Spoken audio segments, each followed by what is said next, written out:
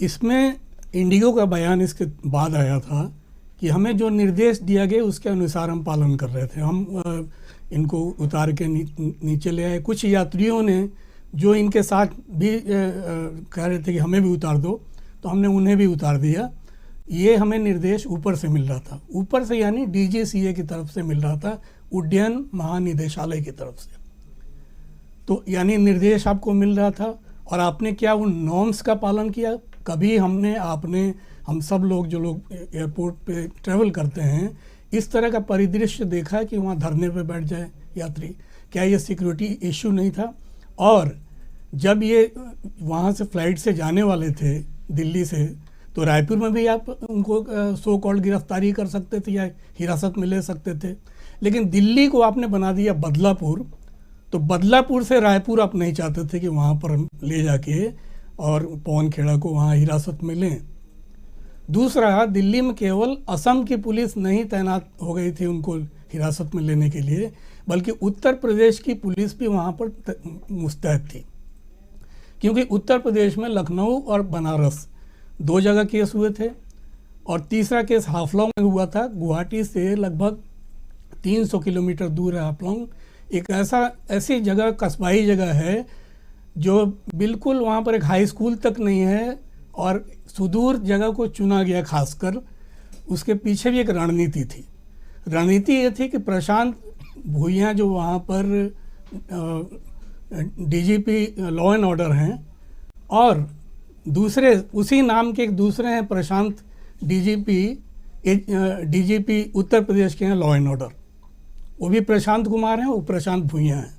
ये कोऑर्डिनेशन हो रहा था दोनों तरफ से, असम की पुलिस, उत्तर प्रदेश की पुलिस, और दोनों जगहों से प्रतिस्पर्धा चल रही थी। प्रतिस्पर्धा इसलिए चल रही थी कि किसे मोदी जी के नज़र में, अमित शाह जी के नज़र में सबसे ज़्यादा एक्शन ओरिएंटेड चीफ मिनिस्टर बनना है। यहाँ इस तरह की प्रतिस्पर्धा चल रही थी कि हमें पहले नंबर बनाना है। मैं ये पूछता हूँ कि अभी 14-15 स्टेट इनके अपने हैं, बीजेपी और उनके अलाइड जो लोग हैं, तो उन स्टेट में बाकी मुख्यमंत्री, दूसरे मध्य प्रदेश के CM भी उसमें एक्टिव हो सकते थे। वहाँ भी बहुत बड़े तुर्रम खां मध्य प्रदेश के जो गृह मंत्री हैं, वो बहुत तेज़ रफ्तार में एक्शन में आते हैं, तो उन्होंने भी उसमें एक्शन में नहीं, शांत रहे।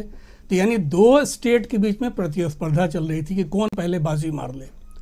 और उसमें ऑफ कोर्स असम ज़्यादा एक्शन में था, क्योंकि उसके पीछे एक दूसरी वजह भी थी कि हेमंत विश्व शर्मा को नॉर्थ ईस्ट का, मतलब सारे स्टेट का इंचार्ज बनाया गया है।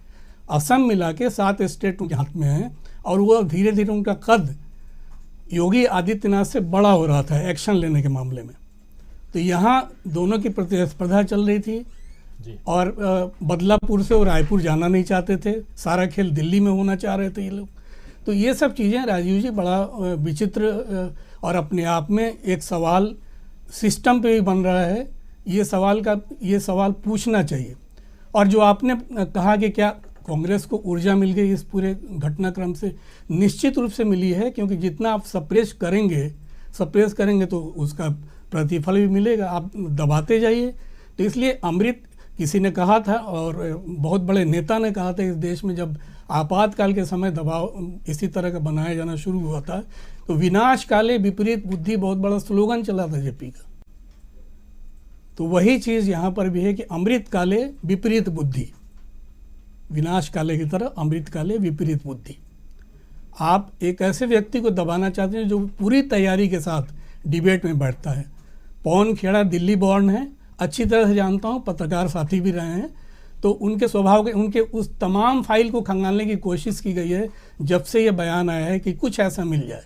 लेकिन वो आदमी फक्का टाइप का आदमी है, शीला दीक्षित के पॉलिटिकल एडवाइज़र रहे हैं और बहुत पिछले दरवाजे से कमाई नहीं की है, इसलिए इनको कुछ ऐसा मिला नहीं।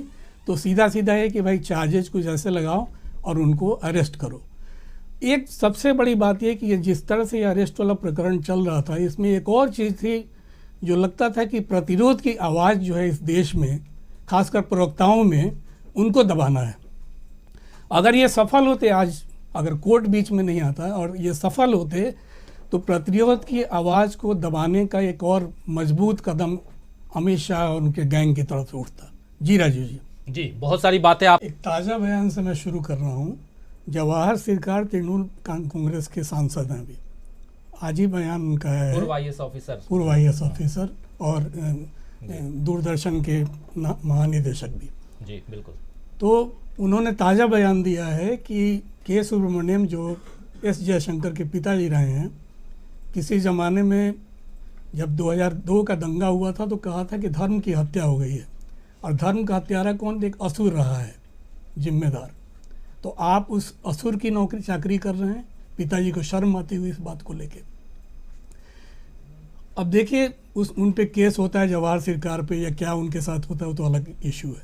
लेकिन जिस अडानी की बात आप कर रहे हैं, हम लोगों ने परी कथाएं बहुत पढ़ी हैं, बचपन में भी बाद में भी पढ़ते रहे हैं। तो उसमें एक दानव होता है, असुर होता है, उसका प्राण जो है कहीं किसी तोते में छिपा होता है। तो आज की तारीख में वो तोता कौन है?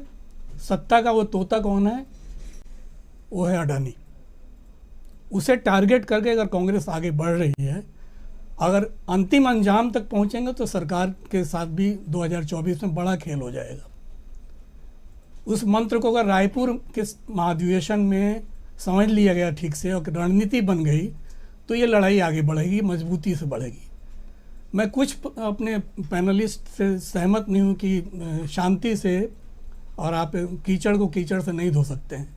हाँ ज़रूर, कीचड़ से कीचड़ को आप नहीं धो सकते हैं, लेकिन कीचड़ को साफ करने के लिए कीटाणु रहित, कीटाणु को जो केमिकल जो हम इस्तेमाल करते हैं, कीटाणु मारक केमिकल तो चाहिए ही चाहिए। कांग्रेस में एग्रेशन अगर नहीं आता है तो ज़मीन की लड़ाई लड़ना बहुत मुश्किल है।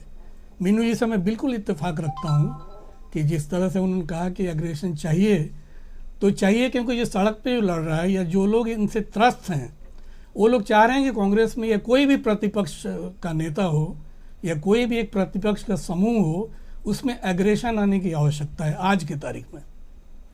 तो कांग्रेस अगर उससे लीड ले रही है तो बहुत बड़ी बात होगी। दूसरा, अभी 2 राज्यों के चुनाव होने हैं, मेघालय और नागालैंड। वहाँ पर इसका असर पड़ेगा। ये जो मिशन गिरफ्तार जो फेल हुआ है, तो उसमें मिशन खेड़ा के फेल्योर की वजह से वहाँ पे भी असर पड़ेगा। जिस तरह से बहुत बड़े सूरमा बने हुए थे असम के मुख्यमंत्री, मुझे लगता है कि थोड़ा सा वो ढीले पड़ेंगे वहाँ पर चुनाव प्रचार के दौरान। ये भी ध्यान रखने की जरूरत पड़ेगी। और जो नसीहत ये दे रहे हैं कि भाई गाली वाली, मोदी जी तो सदन में ही बोलते थे कि मुझे किलो किलो भर के रोज़ गाली देते हैं, और हम तो ये तो गाली भी नहीं, एक तो कटाक्ष था, आप कटाक्ष भी नहीं झेल पाए। आपने तो बाकायदा 2004 में गाली दी थी जर्सी गाय बोल के, मुख्यमंत्री रहते हुए आपने जर्सी गाय कहा था। और क्या क्या कहा था, थोड़ा संक्षेप में कह रहा हूँ। कांग्रेस की विधवा, ये नरेंद्र मोदी का कहना था। गिरिराज सिंह जो थे, उन्होंने एक बयान दिया था कि राजीव गांधी को किसी नाइजीरियन से शादी करनी चाहिए थी ताकि कांग्रेस, और तब देखते ही कांग्रेस का अध्यक्ष किसी गोरी को बना रहे हैं कि काली को बना रहे हैं। ये उसी पार्टी के मंत्री हैं जिस पार्टी में प्रमोट किया गया रंग को नहीं देख के। मैं तो मोदी जी को इस बात के लिए तारीफ़ करता हूं कि उन्होंने कम से कम उच्च पद पर, सरकार में शिखर पद पर, संवैधानिक पद पर बैठाने के लिए रंग या जाति का को थोड़ा एक तरफ रख के, चाहे उसका मोटिव कुछ और हो, लेकिन उन्होंने इस भेद को, लेकिन आज की तारीख में गिरिराज सिंह के उसी बयान को रिपीट किया जाए तो शर्म आनी चाहिए ऐसे लोगों को जो मंत्री हैं सरकार में।